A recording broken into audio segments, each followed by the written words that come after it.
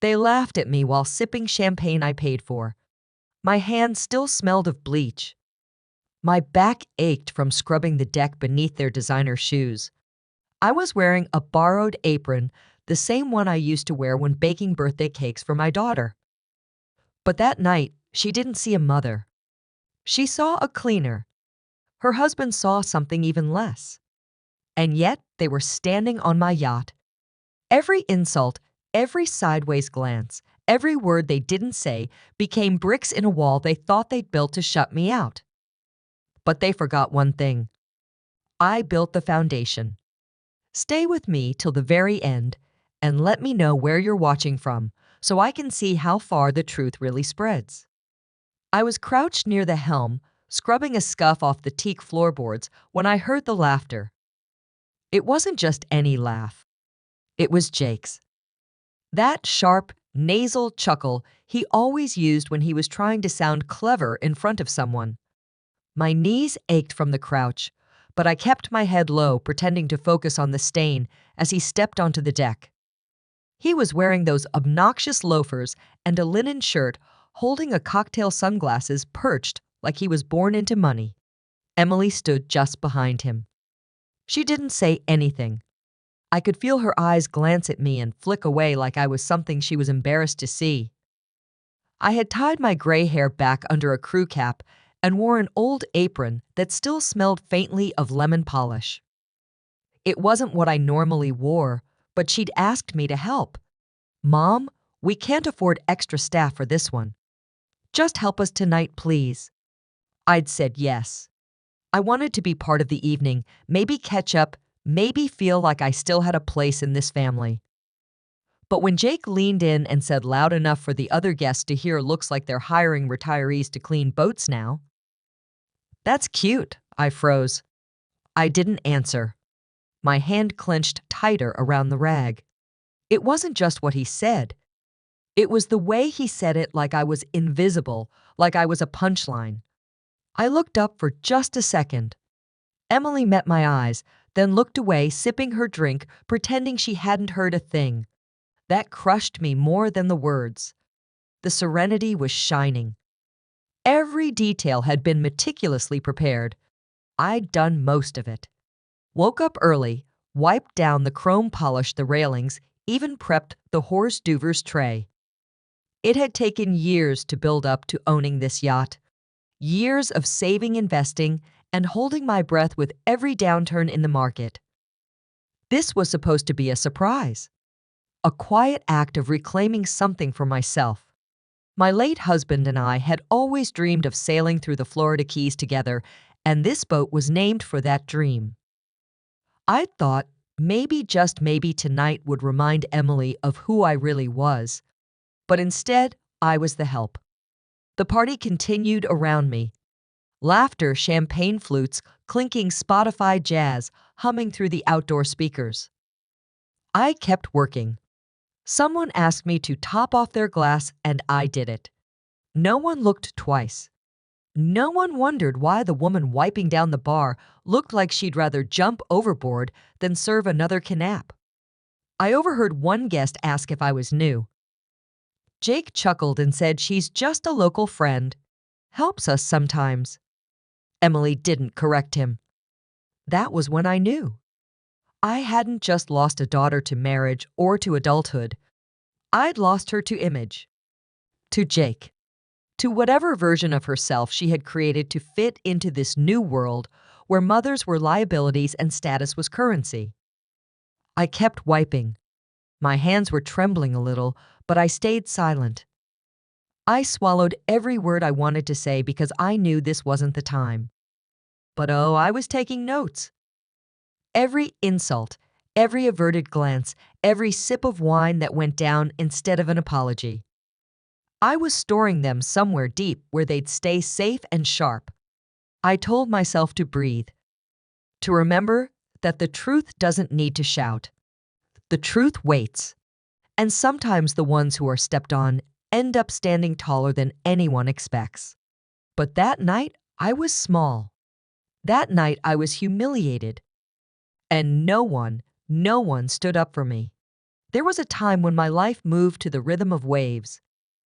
My husband Daniel had salt in his blood and stories in his breath. He wasn't a rich man, but he gave me everything real: a steady hand, a quiet laugh, and the kind of love that never needed grand gestures to feel enormous. We lived modestly near the marina in Key Largo. He worked as a deck officer for charter cruises, and I ran a tiny bait and supply shop just off the dock. On slow afternoons, we'd sit by the water with coffee and paper cups and talk about places we'd never been but wanted to see. We didn't have much, but I never felt poor. Daniel used to say we were wealthier than most because we knew the tide better than the market. When he was diagnosed, it happened fast. 3 months from cough to silence. I held his hand in the hospital, and all he said was, "Promise me you'll keep moving. Don't let stillness swallow you." After the funeral, I didn't touch the ocean for nearly a year. I couldn't bear the sound of the gulls or the way the salt clung to my skin. It felt like betrayal. But grief, like water, finds cracks and fills them. Slowly, I came back to the docks. I volunteered for harbor cleanups, then helped run sailing lessons on weekends. I lived on very little. Canceled cable. Grew herbs on the windowsill. I sold the shop and moved into a small studio above the hardware store. Then quietly I began to invest. Nothing fancy. A duplex here, a fixer-upper there. I rented to longshoremen, retirees, single moms with school-aged kids. The kind of people who paid on time and never asked for granite countertops. Over 15 years, I built something small but steady. I never told anyone. Not even Emily. Emily was my only child. Bright, curious, always asking why the sky curved or how waves knew where to break. She loved the sea like her father did. When she was 9, she told me she'd one day name a boat after me. She drew pictures of it in crayon, Miss Ellie, floating beside dolphins and palm trees. Back then, she used to run barefoot down the docks, waving at every sailor like she was mayor of the marina. She helped me bait hooks and rinse fish guts without flinching. She had her father's calm and my stubbornness. I thought she'd always be mine, but time has a way of sanding people down. After college, she moved to Miami and fell into a different world. Real estate mixers, brunches that cost more than my monthly grocery bill, fitness coaches, and curated aesthetics. Then came Jake, with his designer watch and startup charm. He made her laugh, I'll admit that. But something in her eyes started to flicker when he was near, like she wasn't quite sure who to be. She brought him home once early on. He called me Mom and told me my house smelled like old teak. Emily laughed, brushing it off, but she didn't meet my gaze. That night, I cried quietly in the laundry room. Not because he'd insulted me, but because she hadn't defended me. After they married, things changed quickly. She called less. Our visits became appointments. She started calling me Eleanor in public, said it sounded more elegant. When I asked her about it, she said, "Oh, Mom, don't take it personally. It's just, image matters now." I smiled and said nothing. But inside, I felt like a photo frame that had been turned to face the wall. She never asked where I lived now. Never wondered how I made ends meet. She assumed, I think, that I was still living in that cramped studio, clipping coupons and watching daytime TV. And I let her think that, because I was saving. Every month, a little more. When I found Serenity listed through a private broker, I sat for hours looking at the pictures. It wasn't flashy, not new, but it was solid.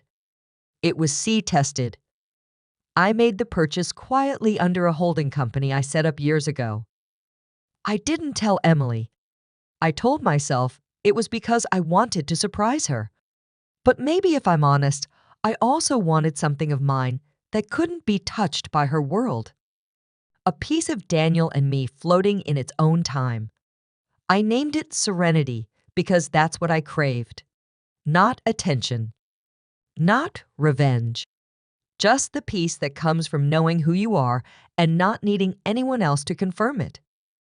I started going out alone, charting the same waters Daniel used to sail.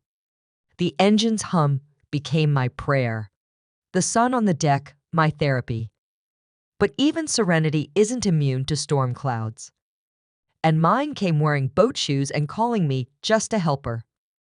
I wish she had seen me. Not the woman with a rag in her hand, but the girl she used to draw in crayon. The one who could command tides and whisper stars into guiding her home. It started with a letter from the bank. One of those thin white envelopes that normally gets tossed into a drawer. But this one felt heavier. It had a line in bold red across the top, unusual withdrawal alert. I sat at the kitchen table for a long time before opening it, half hoping it was a mistake. But it wasn't. $40,000 gone. My name on the account. My savings. Vanished. I called Emily.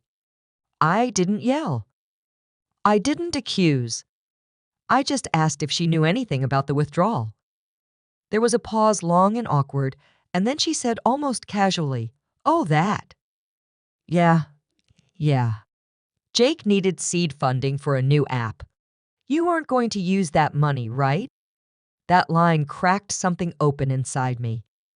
Like my chest had been hollowed out and someone dropped a stone straight into it. I wanted to scream. To ask how she could treat my life savings like pocket change. But I didn't. I hung up the phone and sat in silence. The kind of silence that's louder than any argument. It wasn't about the money. Not really. It was about the fact that she never thought to ask. That she had quietly assumed I was irrelevant. I was just the woman who used to pack her school lunches and bandage her scraped knees. The woman who had apparently become background noise in her glossy new life. The next time I saw her was at a cocktail party Jake threw for a few of his startup friends. It was on a rooftop bar overlooking the harbor. Everyone was in white linen or pastel polos sipping drinks that cost more than my electric bill. I stood near the edge of the deck out of the spotlight watching her laugh at something Jake had said. She didn't notice I hadn't spoken in almost an hour. When I finally stepped closer, Jake looked me up and down and said with a smile that didn't quite reach his eyes, "Maybe next time you could dress a little more nautical." You know, for the setting. I was wearing a navy blouse and khakis. Clean pressed. Sensible. But not expensive. Not branded. Not shiny enough to fit into their curated bubble. His words weren't even cruel. They were worse. They were dismissive. At every gathering after that, I began to notice it more. The way they seated me at the far end of the table. The way no one introduced me to their friends unless absolutely necessary. The way Emily would glance at me like she was waiting for me to say something embarrassing. Like my presence was tolerated, not welcomed. It's strange the kind of pain that doesn't show. There were no bruises. No slammed doors. Just a slow erasure, like I was being rubbed out of my own life with the soft side of a pencil. I went home that night and opened an old notebook I used to keep when Daniel was sick. In it, I'd written down every bill, every medication, every moment I was afraid he wouldn't make it through the week. I flipped through those pages not because I missed the struggle, but because I missed how real things used to feel. Grief had been sharp but honest.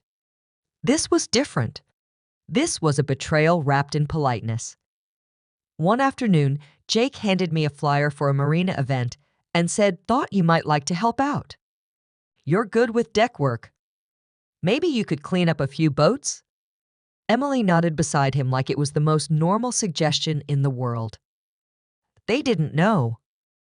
They had no idea that I was already the owner of a vessel they thought belonged to someone else. That I had more equity than both of them combined. And yet, here I was, the quiet one in the corner. The invisible woman with the aging hands and quiet smile.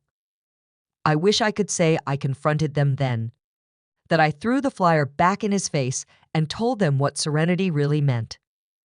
But I didn't. I took it. I nodded. And I kept cleaning. Not just decks or chrome rails.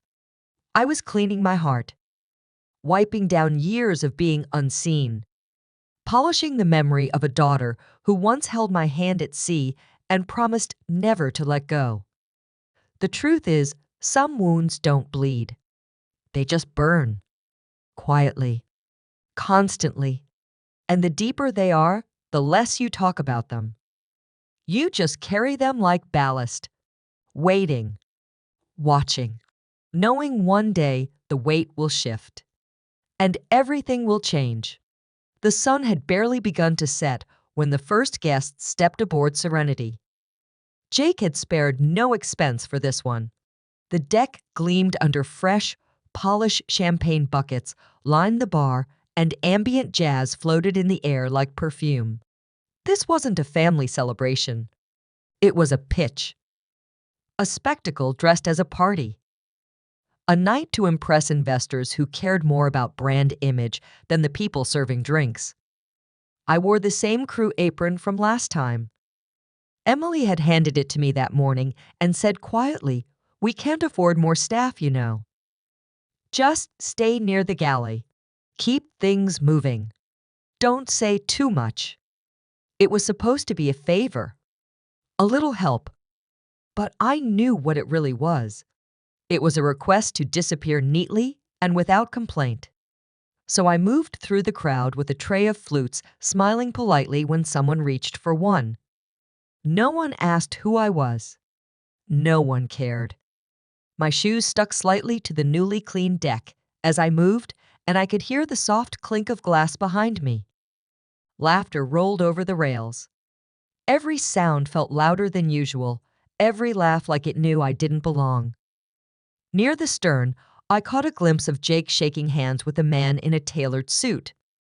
He looked at me, then looked through me. Not even a nod. I started collecting used glasses from the nearby table, careful not to drop one. I was invisible, and I was expected to act like it. A woman, her perfume heavy with citrus, turned to me and asked if I was new to the crew. She smiled warmly, genuinely curious. Before I could answer, Jake stepped beside her and chuckled. "She's just a local. Family friend. Helps us sometimes." He didn't even glance at me when he said it. Just turned back to his guest and changed the subject. My hands didn't shake. Not then. They stayed steady, trained from years of doing the unseen work. But something inside me collapsed. Not loudly. Not all at once. Just a quiet shift. Like a support beam giving way beneath too much weight. I walked back toward the galley, heart pounding under the calm exterior. The deck under my feet didn't feel like mine. The boat I had named, paid for, and protected had become a stage for my erasure.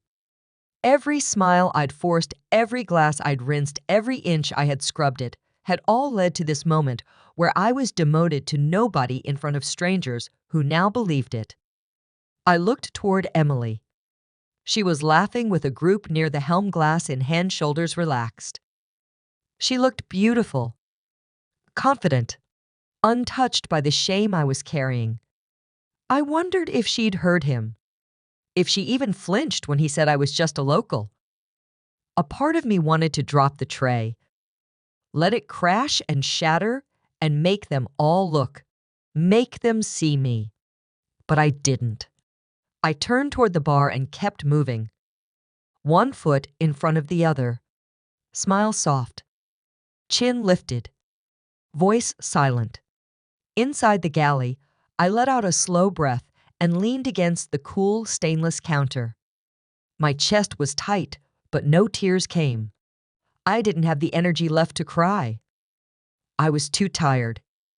Tired of shrinking. Tired of being useful but not valued. Of being close enough to serve but never enough to be acknowledged. The worst part wasn't the words. It was the comfort with which he said them, like I had always been less, like I had never been more. There was a time when I believed that love between family was unbreakable, that it could survive distance change, even disappointment. But that night under string lights and false laughter, I realized love can be rewritten. It can be dressed up, glossed over, and slowly erased until all that's left is a ghost in an apron carrying drinks on a boat she bought but no longer owns in anyone's eyes. I stayed until the final guest left. I gathered the empty glasses. I wiped down the railings. I said nothing. But inside something had cracked wide open. Not from weakness, from clarity. From the understanding that what they had taken from me wasn't pride. It was something deeper, the right to be seen, and I was done giving that away. The sky had turned a deep orange that last moment before the sun sinks and everything turns quiet. The party was beginning to fade into that soft lull where people stop trying to impress and just enjoy the wine. Laughter floated in bursts across the deck, but I was done listening.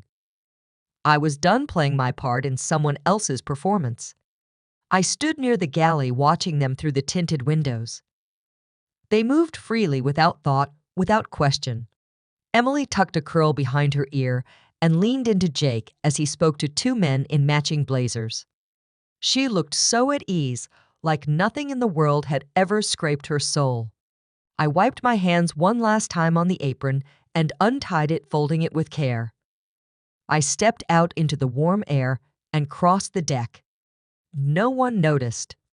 I passed couples in cocktail dresses, a man adjusting his cufflinks, another lighting a cigar. The boat was humming softly, anchored in still water, as if it too was holding its breath. I walked up the short stairs to the upper deck where the mic was tucked beneath the helm. I picked it up and pressed the switch. The speakers clicked on with a faint echo. To those enjoying this lovely evening, I began Welcome Aboard Serenity. There was a pause. A few heads turned. Jake looked up from the bar glass halfway to his lips. I continued, She belongs to me. The silence that followed was heavy. It wasn't shocked. It was stunned, like the sound had been pulled from the air. A few people looked around as if unsure they heard correctly. Jake's mouth hung open slightly. One of the investors leaned closer to him, whispering something with raised brows. Emily's face turned pale. She stepped forward slowly, eyes fixed on mine. Her voice barely reached me. I thought this belonged to one of your clients. I looked at her, not with anger, but with something deeper. Sadness. Recognition. I said no.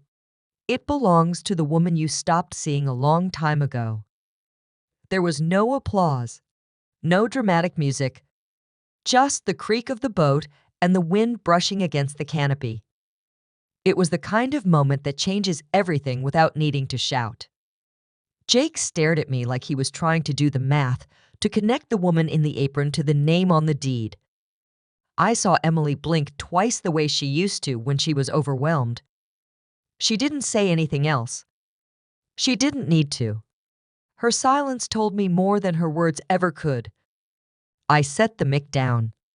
My hands were steady. I felt lighter than I had in years. I wasn't angry. I wasn't looking for approval. I just needed the truth to take up space again, to sit where it belonged, right in the center of the story they tried to erase me from. People stepped aside as I walked back across the deck. No one looked me in the eye. Jake fumbled with his phone. One of the investors was already calling someone. Emily stood alone, frozen in place. As I passed the bar, someone muttered, "She's the owner." I didn't stop. I didn't smile. I didn't explain. Let them wonder. Let them feel the weight of their own assumptions. For the rest of the night, no one asked me to refill a glass. No one handed me a towel or called me a friend of the family. They gave me space. Not out of respect, maybe, but because they finally saw me. And they didn't know what to do with that. I walked to the bow and leaned against the railing. The sea was calm, the sky melting into dusk. I closed my eyes and breathed in the air thick with salt and silence. I had waited so long to be heard, and in that moment, I didn't need anyone to say a word. The day after the party, I drove to the bank in silence. No music, no podcasts, just the steady hum of the engine and the pulse of resolve in my chest. The banker was polite, maybe even a little nervous when I handed her the documents.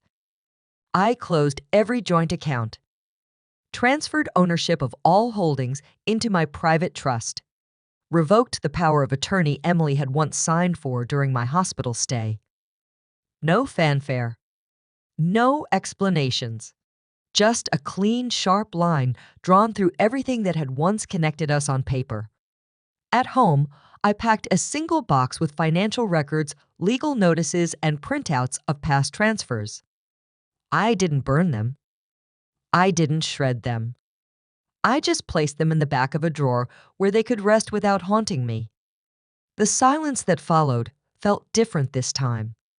Not heavy, not suffocating. It was the kind of silence that comes after a storm has passed and you're finally able to breathe again.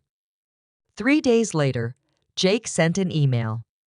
It was long, full of apologies and justifications, references to stress and misunderstanding. He asked for a meeting. He suggested a fair division of profits from the investments he had made using my funds. He ended it with a smiley face. I read it once, twice, then deleted the draft reply I had written in anger. I typed one sentence instead. No returns on trust betrayed. Emily showed up at my door that evening. Her hair was pulled back, face bare, clothes loose, like she'd just walked out of a storm herself. She didn't knock. She stood outside for a while before ringing the bell. When I opened the door, she didn't speak. She cried. It wasn't loud. It wasn't pretty. It was the kind of crying that leaks out slowly, like something inside her had finally cracked. I let her inside. She sat at the kitchen table where we used to play board games, her hands gripping the edge. She tried to say she didn't know what Jake had done, that she hadn't meant to hurt me, that it had all gotten out of control. I listened. I didn't interrupt, but I didn't comfort her either. When she asked if I could forgive her, I leaned against the counter and said, "You let him speak for you. You let him decide who I was. If you want forgiveness, start by finding your own voice." She nodded through tears. But I needed her to understand, not just feel bad. I told her I didn't want apologies written by someone else. I didn't want tears that faded with the morning. I wanted her to stop hiding behind Jake's ambition and start standing for something real, even if that meant standing alone. She asked if we could talk again sometime soon. I said, maybe, but I made no promises. Love doesn't dissolve overnight, but respect, once cracked, takes work to rebuild. And this time, I wasn't going to do the building for her. As she left, I noticed she hadn't brought her purse. No distractions. No shield. Just herself, raw and broken. It was a start. But not enough. Not yet. I poured myself tea and stood at the window, watching the last of the light leave the sky. Everything felt still. I didn't feel triumphant. I didn't feel cruel. I felt clear. Finally, after all these years, I had drawn a boundary not with anger, but with truth. There are storms that rage loud and wild. Then there are the quiet ones. The ones that change the landscape forever without uprooting a single tree. This was mine. A silent storm.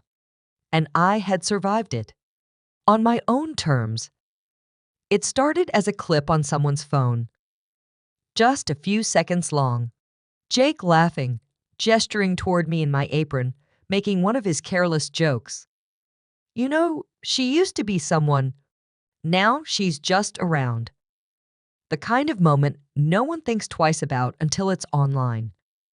By morning, it had spread like wildfire. Comment sections filled with outrage. Forums dissected every word. There were screenshots, slowed down replays, think pieces about respect and aging and silent power. His company issued a statement, then another. But it wasn't enough. The investors pulled out. The app launch was delayed, then canceled altogether. I didn't gloat. I didn't send the clip to anyone. I didn't even speak his name when I read the headlines. I simply made coffee like I did every morning, watching the sun stretch across the marina as the news fed itself without my help. Emily left the penthouse a week later. No goodbye. No announcement. Just a moving van and silence. Someone from the building said she looked tired, like she hadn't slept in days. I imagined her standing in a half-packed room, trying to decide what to take and what to leave behind. Days passed. Then a small package showed up on my doorstep. Brown paper tied with twine. No return address. Just my name written in the same handwriting I'd once seen on crayon cards taped to the fridge. Inside was a worn-out shoebox filled with relics of a simpler time. A small, stuffed dolphin sun, faded and missing one eye. A Polaroid of the two of us on the beach, sand in our hair, wind in our faces. And at the bottom, a folded piece of paper. No grand speech. Just a single line written in shaky ink. Maybe I can relearn how to be your daughter. I sat with that for a long time. I read it once. Then again. I didn't cry. Not because I wasn't moved, but because it was enough. Quiet. Honest. Unpolished. Some people think justice needs noise, that it must be sharp and loud and public. But this felt cleaner, deeper, like the earth had shifted beneath us without warning, and now we had to find new ground to stand on. I placed the dolphin back in the box, tucked the note into my drawer. There was nothing more to say. Not yet. Maybe not for a while. But in that silence, something small stirred. Not forgiveness. Not forgetting. Just space. The kind of space where things might begin again, slower this time. Without pretending. Without masks. Jake had faded from headlines just as quickly as he'd entered them. His charm wore thin when stripped of status. His words echoed back on him louder than he ever imagined. And I remained. Not because I fought, but because I didn't have to. Some truths rise on their own. Some storms pass without you needing to lift a hand. That was the power they never saw coming. The kind that doesn't shout. The kind that simply waits. And when the moment is right, stands quietly in the light. The foundation began with a single conversation and a notebook filled with names. Women I had met over the years, some from church, others through whispers at the grocery store. All of them older, all of them quietly hurting. Their stories were different, but the pattern was the same. Used, dismissed, forgotten. I knew that pain. I had worn it like a second skin. So I gave it a name. Eleanor's Compass Fund. The mission was simple. Help women over 60 reclaim their financial freedom. Offer legal support. Counseling. A safe place to speak without shame. We didn't advertise with billboards or campaigns. We moved quietly like the wind beneath sails. Steady, reliable, always pointing north. Emily asked to help a few weeks after the box arrived. She didn't ask for a title. She didn't want pay. She just showed up in flats and a cardigan, holding a cup of coffee and a willingness I hadn't seen in years. At first, she filed paperwork and answered phones. She didn't speak much, but she listened. And slowly, the women started speaking back. I watched her learn. Not facts, not rules, but something softer. How to sit in silence without rushing it. How to hand over dignity like a wrapped gift, not a favor. I never said thank you for showing up. I just made sure her name was on the volunteer list written next to mine. One afternoon, she stayed late to help me clean Serenity's cabin. The air smelled like lemon oil and seawater. She moved quietly, wiping the shelves, smoothing linens. Then she found the drawer. Tucked beneath old maps and rusted latches was a yellowed envelope, edges curled with time. Her father's handwriting on the front. For the woman at the wheel. She didn't open it right away. She just held it like it might disappear if she blinked too fast. Then she sat down on the edge of the bunk and unfolded the paper. His words were simple. Just a few lines scrawled in blue ink. To whoever holds this wheel, never forget dignity is not a favor. It's a right. Her hands trembled. Mine didn't. I had already read it years ago. But watching her see it for the first time felt like a new truth being born. She looked up at me, eyes wet, and whispered that she hadn't known. Not really. Not until now. I sat beside her and placed my hand on hers. There was nothing to fix, nothing to undo, only forward. Only this. The compass on the helm gleamed softly in the evening light. It didn't spin. It didn't waver. It just pointed true. I smiled, because some lessons don't need shouting. They live in quiet choices, in staying steady when everything around you shifts.